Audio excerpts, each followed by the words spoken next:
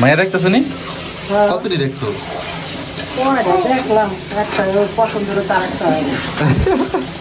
আচ্ছা তুমি কেমন কেমন চাও আমার লেগে, কেমন বউ চাও শুনি?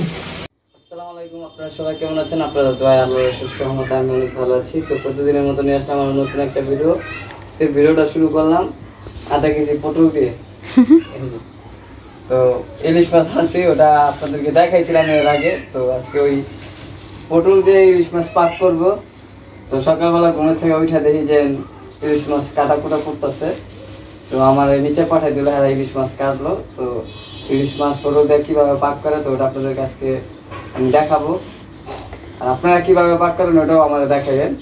অবশ্য ভিডিও করে দেখা যাবেন না, কমেন্ট করে দেখাবেন। যে কমেন্ট করে বলবেন যে ভাইয়া এইভাবে না ওইভাবে পাক করেন। আর আপনারা কীভাবে খান সেটা তো আমরা জানি না, আর আমরা কীভাবে খাই ওটাই আপনাদের মাঝে দেখাবো। তো চলেন যাই দেখি কীভাবে পাক করে।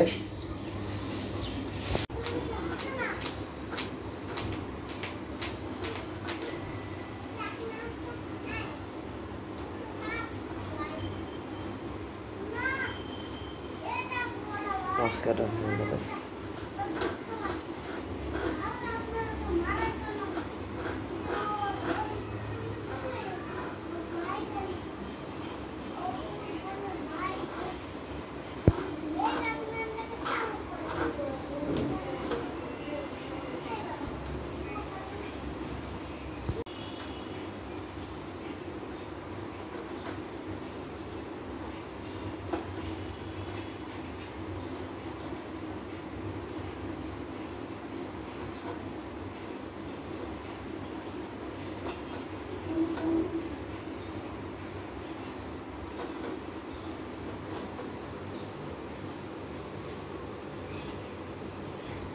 এই যে পটল হলো কাটাকাটি করতেছে, এই দেখুন।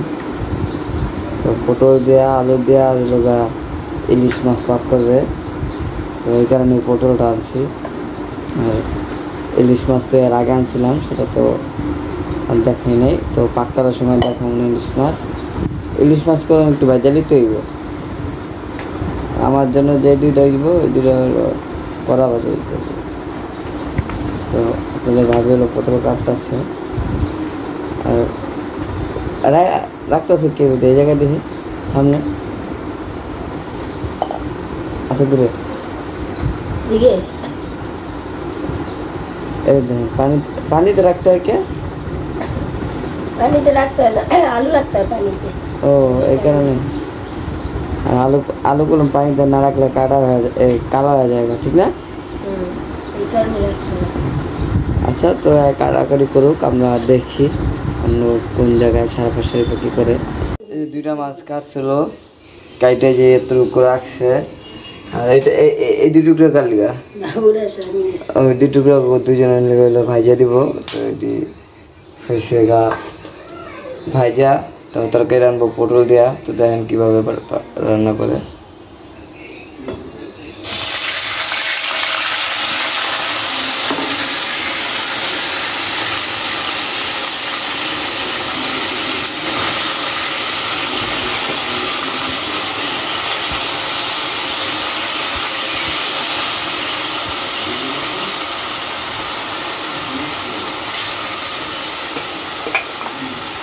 এখানে আর কি কি দিলি? লবণ আর হলুদ আর আর কিছু দিলে তেল দিচ্ছে আমি। ও তেল আর একটু পানি দিচ্ছে।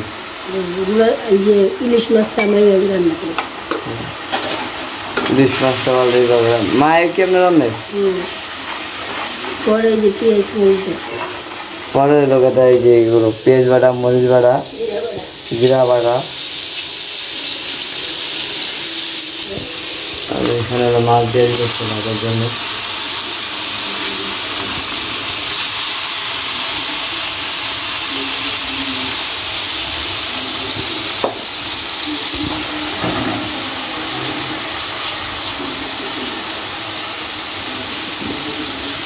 এগুলো হলো আদা কি বাটা? পেঁয়াজ বাটা, জিরা বাটা আর কাঁচামরিচ বাটা। এই যে হলো পেঁয়াজ বাটা, জিরা বাটা, কাঁচামরিচ বাটা। এটা তো শুনলেনি। একদম কতগুলো মশলা রয়েছে। এটি মা থেকে শিখছে, মা হলো কেমন মাছ করে। আর বউ থাকলে শাশুড়িকে শিখতে হয়, অন্য কারো থেকে তার শিখে যায়। এই যে নন্দ থেকে বলে কিছু কিছু শিখতে।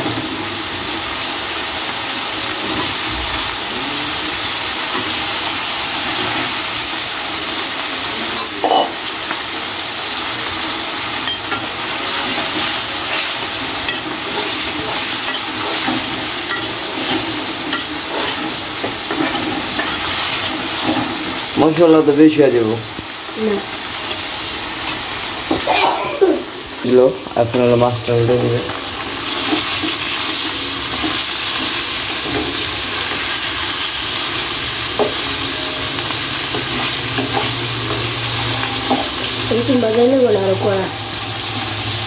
দেখো কোনো ভাজা হয়েছে?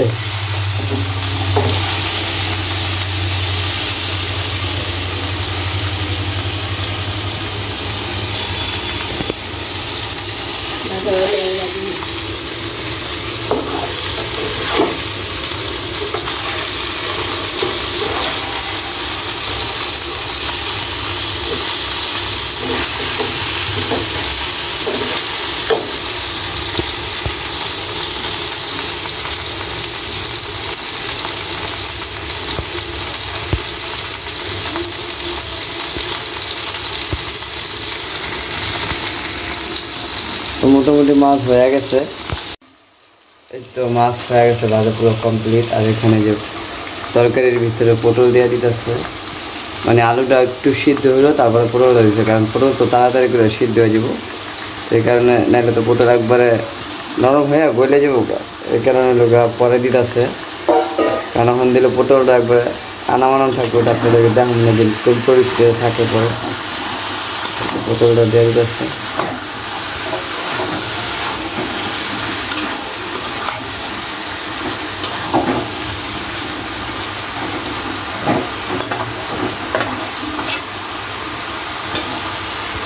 দেখছেন তরকারি প্রায় শেষ পর্যায়ে। আর এই যে দেখেন পটলটা হলো আনামানা রয়েছে, দেখছেন?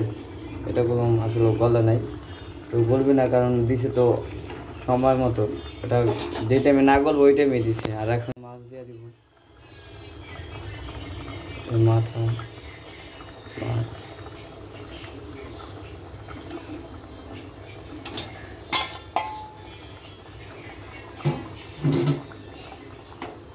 তো মোটামুটি মাছটা দেওয়া হয়ে গেছে। আর কতক্ষণ লাগবে হইতে একটা আইডিয়া? 5-7 মিনিট পর হয়ে যাবে। আমার করা মাছ দুটা কোন জায়গাতে দিই? এই যে দেখেন পুরো হয়ে গেছে। তো আর কি আর কোনো কিছু হইব মনে হয় না, তারপর দেখি যে এটার পর আর কি হয়। এই যে তরকারি কমপ্লিট হয়ে গেছে দেখছেন। তো আমি একটু চোখ লেগে গেছে গা, তো ঘুমিয়ে গেছি আমরা। আর এই যে করলা ভাজি করছে, আর এই যে ভাত, তিনটাই রেডি। আর আছে ডাল মনে হয়, তো ডালটা ও ভেন্ডি ভাজি, আমি সরি করলা ভাজি করে লাইছি। এটা হলো ভেন্ডি ভাজি, এটা তরকারি। ওই যে পাতিলে আছে ভাত।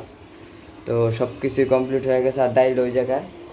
তো আমি ঘুমাই গেছিলাম, এই কারণে আর কি দেখাতে পারি না। এই যে ডাইলটা ভাবি নিয়ে এসে আপনার জন্য দেখানোর জন্য। দেখছেন ডাইলের কালারটা সেই। আর ওই তো অগ দুইজনের জন্য 2টা মাছ, কারণ তরকারির মাছ খায় না। তো কমপ্লিট হয়ে গেছে, প্রসেসিং শেষ। আমার হলো খাওয়ার পালা। তো ভিডিওটা অনেক বড় হয়ে গেল মনে হইতেছে। তো আজকের মতন এই পর্যন্তই। ভালো থাকবেন, সুস্থ থাকবেন। আর আমার ভিডিওটাকে ভালো লাগলে অবশ্যই লাইক করবেন, কমেন্ট করবেন, শেয়ার করবেন, আর বেশি বেশি করে সাবস্ক্রাইব করবেন। Okay bye. এই তো আপনাদের ভাবি হলো যে আমি ডালের বড়া খাইতে চাইছি, তো ডালের বড়া করতেছে। তো এখানে আছে কি কি পেঁয়াজ আর কাঁচামরিচ, তো এরকম দেওয়া দিয়েছে যা বলার কিছুই নেই। খাইতে চাইছি যে, আর এই যে এখানে লোক ভাজতেছে, চুলাই দিয়া দিছে। তো এই যে দেখেন, তো এটা হলো সন্ধ্যার নাস্তা। তো আমরা খাই, আপনারা আমাদের পাশে থাকুন। আর ভাজা কমপ্লিট হোক, দেখতে থাকুন।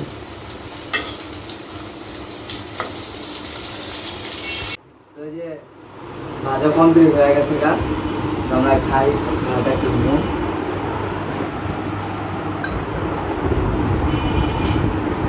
মোটামুটি ভালো হয়েছে, কারণ এই ডায়েরি আসলে রোজার ডায়েট, তো নষ্ট হয়ে যাবো না খেলেও। তো চিন্তা করলাম যে আপনাদের ভাবিলে কোয়া পেঁয়াজি বানাও। মা যে কড়াইটা শোল মাছ রান্না করতেছে, তো কথায় কথা মার সাথে পোষণ বললো যে মা যেহেতু কড়াইটা ভাঙা এই জন্য পোষণ করছে।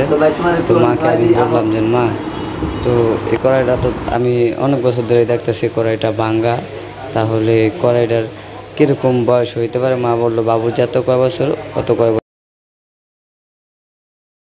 ওই কথা শুনে বাবু বললো, তো মা আমার তো মোটামুটি অনেক বয়স হয়েছে, তো 20-22 বছর তো একটা ছেলে বিয়ে করে, তাই না? তো বাবা বললো হ্যাঁ করে। তো বাবু মাকে বললো তো আমাকে বিয়ে করে দাও। তোমার বিয়ে তো তুমি নিজেই করতে পারো, আমার আর কোয়া লাভ কি? অনেক দিন ধরে, অনেক দিন বলতে অনেক বছর। এই কড়াইটার বয়স কত? হ্যাঁ 20 বছর হইব। বিয়ে ভাঙা তাহলে বুঝেন, আমার বয়স তো মোটামুটি বিয়ের বয়স হয়ে গেছে। এখন বিয়ের বয়স হয় কত বছর আপনারা জানেন? কত বছর হয় বিয়ের বয়স মা? এটা কম যায় এটা না, তুমি তোমার একটা আইডিয়া আছে না যে বিয়ের বয়স কত বছর হয়? ছেলে গন বাড়তে কয় বছর? 24 বছর গেলে বিয়ে করা লাগে। কত? 24 বছর গেলে তাহলে তো আমার বিয়ের বয়স মোটামুটি হয়ে গেছে না? তো বিয়ে করাও না কে? বিয়ে করে, বিয়ে করাইতে টাকা পয়সা লাগে না, খালি বিয়ে করা গেলে তো কইলি কি মায়ের দেখতেছো নি? কতটি দেখছো? দেখলাম একটা পছন্দের তার একটা। আচ্ছা তুমি কেমন চাও আমার লেগে? কেমন বউ চাও শুনি? কেমন বলছে কমসে কম মেট্রিক পাস। পাস দাও, তুমি কি করবা? গা রং যদি সামলাও হয় কাটিং ভালো হয়েছিল। আচ্ছা তারপর? আমরা যাই আছি তারপর ফ্যামিলি, মধ্যম ফ্যামিলি, আমাদের মধ্যম ফ্যামিলি, আনবো মধ্যম ফ্যামিলি। আমাকে বড় লোকের মধ্যে যাওয়ার দরকার নেই। আর গরিবের মধ্যে গেলে তারপরে একবারে যদি গরিব হয়ে গেলে তো জামাই খাওয়াইতে পারবে না, তাই খাওয়াই খাওয়াই পারবে না।